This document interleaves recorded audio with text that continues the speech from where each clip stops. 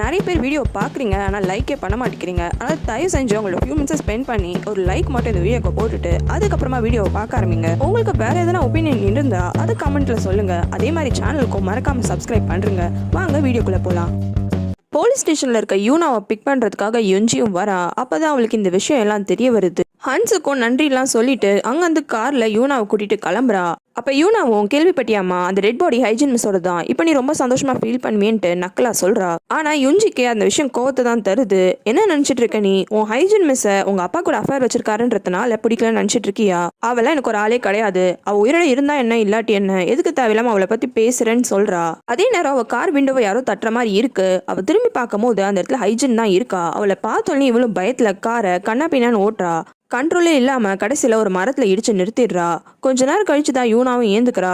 யூனாவும் அம்மா என்னாச்சு அப்படின்ட்டு கேட்கறா.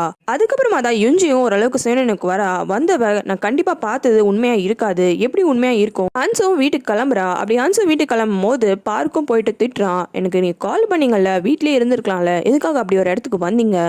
அந்த லேடி பாய் வேற ரொம்ப மோசமான ஆளு, அவங்களை எதனா பண்ணிட்டானா என்ன ஆயிருக்கு உங்களுக்கு, இந்த மாதிரிலாம் அடுத்த வாட்டி பண்ணாதீங்கன்ட்டு திட்டுறான். ஹன்ஸும் எப்படி என்னோட ஸ்டூடெண்ட் அங்கே இருக்க ஆபத்துல நான் எப்படி வீட்டில் நார்மலா இருக்க முடியும், ஆனால் தான் நான் போயிட்டேன். அதுக்கப்புறமா இன்னொரு விஷயம் உங்கள்கிட்ட சொல்ல மறந்துட்டேன். என்னோட அக்காவை பத்தியான டீட்டெயில்ஸ் எனக்கு கிடைச்சிருச்சு. என் அக்காவும் நானும் எந்த ஹாஸ்பிட்டலில் ட்ரீட்மெண்ட் எடுத்தோமோ அங்கேருந்து கால் பண்ணியிருந்தாங்க. நாங்கள் 2 பேருமே ட்ரீட்மெண்ட் முடிஞ்சதுக்கு அப்புறமா நல்லபடியா டிஸ்சார்ஜ் ஆகி நாங்கள் 2 பேருமே வீட்டுக்கு போயிருக்கோன்ட்டு ரொம்பவே சந்தோஷப்படுறா. ஆனால் பார்க்கு இதுக்கு தான் நான் அப்பவே சொன்னேன், இந்த பேப்பர்லாம் நம்பாதீங்கன்னு. என்ன நியூஸ் பேப்பர் தெரியல, இப்படி தப்பா நியூஸ் எல்லாம் போட்டிருக்காங்க.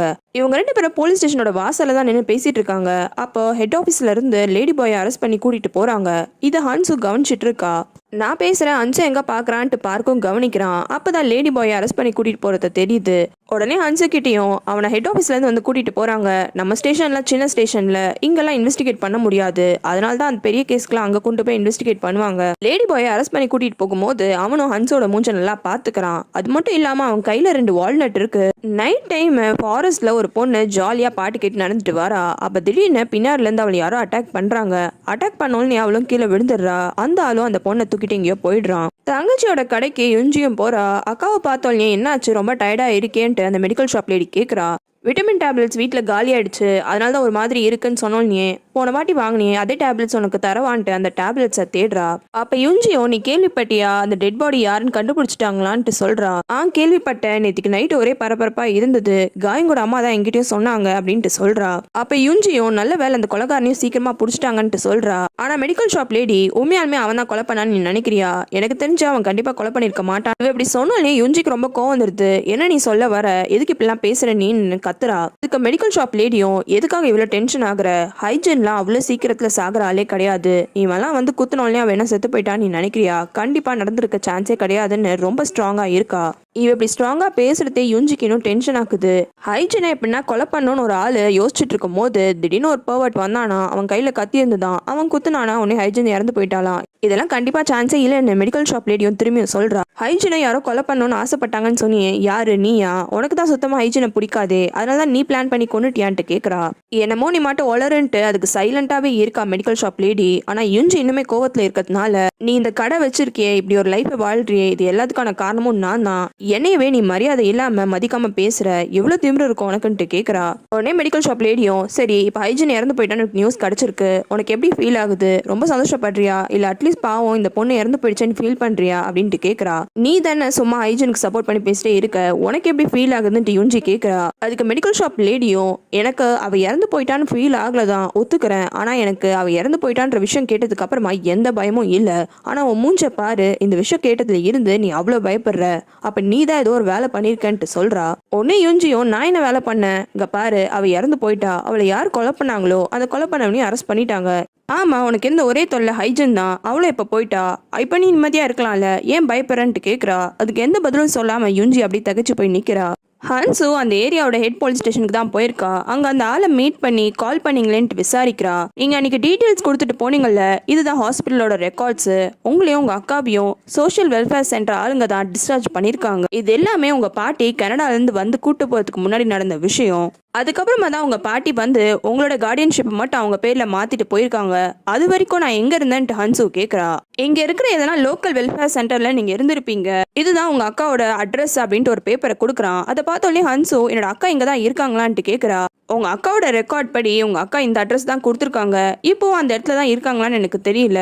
ரெக்கார்ட் படி இந்த அட்ரஸ் தான் அவங்க கொடுத்துருக்காங்க. நானும் செக் பண்ணி உங்களுக்காக கொண்டு வந்தேன். பரவாயில்லையே, கஷ்டப்பட்டு கடைசியா உங்க அக்காவை கண்டுபிடிச்சிட்டீங்க, கங்க்ராச்சுலேஷன்ஸ்னு விஷ் பண்றான். ஹான்சோ ரொம்ப சந்தோஷமா அந்த பேப்பரை வாங்கிக்கிறா. அதுக்கப்புறமா மனசுல ஏதோ விஷயத்த யோசிச்சுட்டு அவன் அந்த போலீஸ் ஸ்டேஷன் விட்டு வெளியில வரலான்னு வரும்போது அந்த போலீஸ் ஸ்டேஷன்ல இந்த எல்லா போலீஸ் ஆபீசர்ஸுமே திடீர்னு பரபரப்பா அங்கிருந்து கிளம்புறாங்க. இது எல்லாத்தையுமே ஹன்சு பொறுமையா பாக்குறா. எல்லாரும் அவங்க கார்ல ஏறி எங்கேயோ கிளம்புறாங்க. கார்லாம் போனதுக்கு அப்புறமா ஹன்சுவும் கிளம்பலான்ட்டு படிக்கட்டுல இறங்கி கிளம்புறா. அப்ப திடீர்னு அவளுக்கு ஒரு சத்தம் கேக்குது. இதே சவுண்டு தான் முதல் நாள் பஸ்ல வரும்போதோ கேட்டிருக்கோம். திரும்பி பார்த்தா அந்த இடத்துல லேடி பாய் தான் இருக்கான். அவன் கையில தான் அந்த வால்நட்டை வச்சு அந்த சவுண்டை பண்றான். ஐயோ இவனான்னு சொல்லிட்டு ஹன்சுவும் பயத்துல திரும்பிடுறா. ஆனா லேடி பாய் ஹன்சுவை பார்த்துட்டு கூப்பிடுறான். வந்த லேடி பாயும் கேப் காசு இல்ல வீட்டுக்கு போகிறதுக்கு, வாலெட்டையும் வீட்லயே வச்சுட்டு வந்துட்டேன், கொஞ்சம் காசு கொடுக்க முடியுமான்ட்டு கேக்குறான். ஹன்சுக்கு என்ன பண்றதுனே தெரியல. இவன் ரொம்ப கெஞ்சி கேட்கறதுனால அவளும் காசு எடுத்து கொடுக்குறா. காசை வாங்கின லேடி பாயும் திடீர்னு ஹன்சோட கையும் பிடிக்கிறான். உடனே ஹன்சு பயத்துல அவன் கையை உதறிட்டு போலீஸ் ஸ்டேஷன்ல இருந்து பயந்துட்டு வீட்டுக்கு கிளம்பிடுறா. போலீஸ் ஸ்டேஷனுக்கு பார்க்கும் அறக்க பறக்க ஓடி வரான். அந்த ஹெட் ஆஃபீஸர் வேற ஒரு ஃபோன் கால்ல இருக்காரு. இருந்தாலும் அவர்கிட்ட வந்து உங்களுக்கு ஒரு விஷயம் தெரியுமா, அந்த சீரியல் கில்லர் இன்னொரு ஒரு பொண்ணை கொலை பண்ணிட்டானா, அந்த பக்கத்து டிஸ்ட்ரிக்ட்ல தான் கிடைச்சிருக்கு, நமக்கு என்ன பண்ண போறோன்னே தெரியலன்ட்டு கத்த ஆரம்பிச்சிடுறான். ஃபோன்ல பேசிட்டு இருந்த ஹெட் ஆஃபீஸரும் அவங்க கிட்ட அப்புறமா பேசுறேன்ட்டு ஃபோனை வச்சிடறான். ஒரு நிமிஷம் பொறுமையா இரு, நான் சொல்ல வரேன் அப்படின்ட்டு சொல்றாரு. இருந்தாலும் பார்க்கால அந்த பதட்டத்தை கண்ட்ரோல் பண்ணவே முடியல. நம்ம ஒரு எமர்ஜென்சி சுச்சுவேஷன்ல இருக்கோம். உங்களுக்கு ஒரு விஷயம் தெரியுமா, இந்த கேஸ் பெரிய கேஸ் ஆனதுனால சியோல்ல இருந்து ஸ்பெஷலா இன்வெஸ்டிகேஷன் டீம் வந்திருக்கு.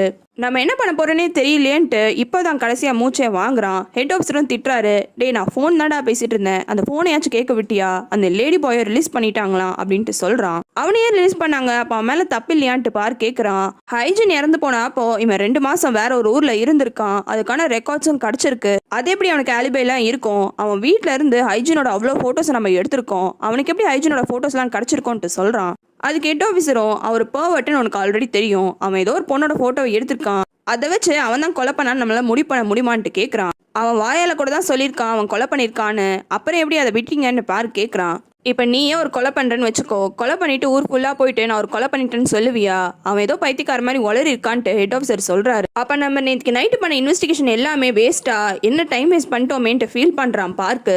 நம்ம நேற்றுக்கு நைட்டு பண்ண இன்வெஸ்டிகேஷன்லாம் வேஸ்ட்டான்னு எனக்கு தெரியல, ஆனால் இனிமேல் தீவிரமாக இந்த கேஸில் நம்ம இறங்கி வேலை பார்க்கணுன்ட்டு ஹெட் ஆஃபீஸர் சொல்கிறாரு. இதை கேட்டு பார்க்க கன்ஃபியூஸ் ஆயிடுது. என்னது இந்த கேஸில் நம்ம ஒர்க் பண்ண போகிறோமா, என்ன பேசிட்டு இருக்கீங்க நீங்கன்ட்டு கேட்குறான். ஹெட் ஸ்டேஷன்லேருந்து சொன்னாங்க அங்கே இருக்கிற ஆஃபீஸர்ஸே பத்தலையாம் கேஸ் எல்லாம் பார்த்துக்கிறதுக்கு, அதனால இந்த கேஸை நம்மளே பார்த்துக்க சொன்னாங்கன்ட்டு சொல்றான். இதை கேட்டு பார்க்கால சந்தோஷத்தை கண்ட்ரோல் பண்ணவே முடியல.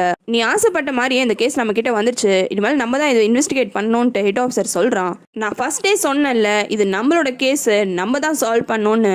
சரி ஃபர்ஸ்ட் நான் என்ன பண்றதுன்ட்டு கேட்குறான். அதுக்கு ஹெட் ஆஃபீஸரும் முதல்ல ஹைஜனோட சொந்தக்காரங்க யாருன்னு கண்டுபிடி, அவங்களுக்கு கால் பண்ணி அவங்க இறந்து போயிட்டான்ற விஷயத்தையும் சொல்லிடு. அதுக்கப்புறமா அவளோட ஃபோன் ரெக்கார்ட்ஸு, அவள் கிரெடிட் கார்டு யூஸ் பண்ண இடங்க, அதுக்கப்புறமா பேங்கிங் ரெக்கார்ட்ஸு, இது எல்லாமே எனக்கு வேணும். அதுக்கப்புறமா நீ சொன்னியே அந்த பில்டிங் ஓனர் இன்னுமே ஹைஜனோட பொருள்லாம் வச்சிருக்காருன்ட்டு, அது உனக்கு வாரண்ட் வேணாமா சர்ச் பண்றதுக்குன்னு கேட்குறாரு. இப்படி மொத்த கேஸுமே அவன் கையில வந்தோடனே பார்க்கால சந்தோஷத்தை கண்ட்ரோல் பண்ண முடியல. நான் முதல்ல போய் வாரண்ட்டை ரெடி பண்றேன்ட்டு அவன் ரெடி பண்ண போயிடுறான். அன்னைக்கு நைட்டு அந்த பொண்ணை அடிச்சது அந்த சீரியல் கில்லரு. அந்த கில்லர் கொலை பண்ணிட்டு அந்த பொண்ணை தைரியமா ரோட்ல போட்டு போயிருக்கான். ஹன்சு போலீஸ் ஸ்டேஷன் விட்டு கிளம்பும் போது எல்லாரும் கார் எடுத்துட்டு கிளம்பியிருப்பாங்க. அவங்க எல்லாரும் வந்தது இந்த இடத்துக்கு தான். அந்த இடத்தையே ரவுண்ட் அப் பண்ணி எதனா க்ளூ கிடைக்குமான்ட்டு எல்லாருமே தேடிட்டு இருக்காங்க.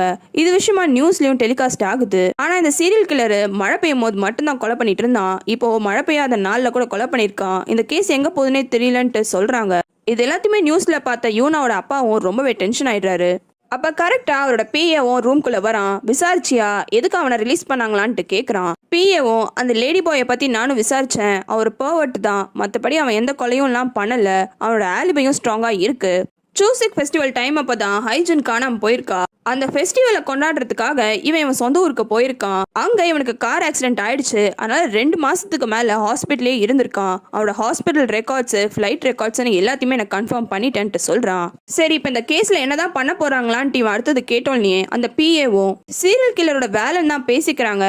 ஆனா இப்ப டெட் பாடியோட ஐடென்டிட்டியும் கண்டுபிடிச்சதுனால முதல்ல கிம் ஹைஜனை பத்தி தான் விசாரிப்பாங்கன்ட்டு சொல்றான். இதை கேட்டு யூனாவோட அப்பாவும் ரொம்ப டென்ஷன் ஆயிடுறாரு. இப்படி சொல்லிட்டு டென்ஷன் ஆக்குனது பத்தாம அந்த பிஏ அடுத்தது அந்த டூரிஸ்ட் ப்ராஜெக்ட் நீங்கள் பார்த்துட்டு இருக்கீங்கல்ல அதோட டெட்லைனையும் அமைச்சிருக்காங்க. சரி ஓகே, நான் அது விஷயமா பார்த்துக்கிறேன், முதல்ல இந்த இன்வெஸ்டிகேஷன் எல்லாத்தையும் ஸ்டாப் பண்ணுன்ட்டு ஆர்டர் கொடுக்குறாரு. அந்த பிஏ ஷாக் ஆகிடுறான். ஆமாம், நம்ம அங்கே ரெசார்ட் கட்டலான் இருக்கோம், ஒரு சீரியல் கில்லர் அங்கே சுற்றிட்டு இருக்கான்னு சொன்னால் யார் அங்கே வருவாங்க? நீ கல்ச்சுரல் மினிஸ்டராக இருந்தா இப்படி ஒரு அப்ளிகேஷன் உங்ககிட்ட கொண்டு வந்து கொடுக்குறேன், நீ சந்தோஷமாக சைன் போடுவியா அப்படின்ட்டு கேட்குறான். இல்லை சார், அப்பெல்லாம் பண்ண பாசிபிலிட்டியே இல்லைன்ட்டு சொல்ல வரான். அதெல்லாம் எனக்கு தெரியாது, மூளை யூஸ் பண்ணி எதனா ஒரு வழியை கண்டுபிடின்ட்டு கோவமாக கத்திடுறான். ஒரு பிளான்ட் நர்சரியை காமிக்கிறாங்க. அங்கே ஒரு லேடிக்கு ஒரு ஃபோன் கால் வருது. ஃபோன் எடுத்தவங்களும் ஆமாம் ஹைஜீனோட பொண்ணு தான் அப்படின்ட்டு சொல்கிறாங்க. அடுத்ததே கொஞ்ச நேரத்தில் என்னதே என்னோட ஹைஜீன் இறந்து போயிட்டாளா அப்படின்னு கேட்டு ஷாக் ஆகிடுறாங்க. இவங்ககிட்ட இன்ஃபார்ம் பண்ணது பார்க்கு தான். பார்க்கும் இதை நினச்சி ரொம்பவே ஃபீல் பண்ணுறான். உங்களுக்கு வேறு சீரிஸ் பார்க்கணுன்னா கமெண்ட்டில் சொல்லுங்கள்.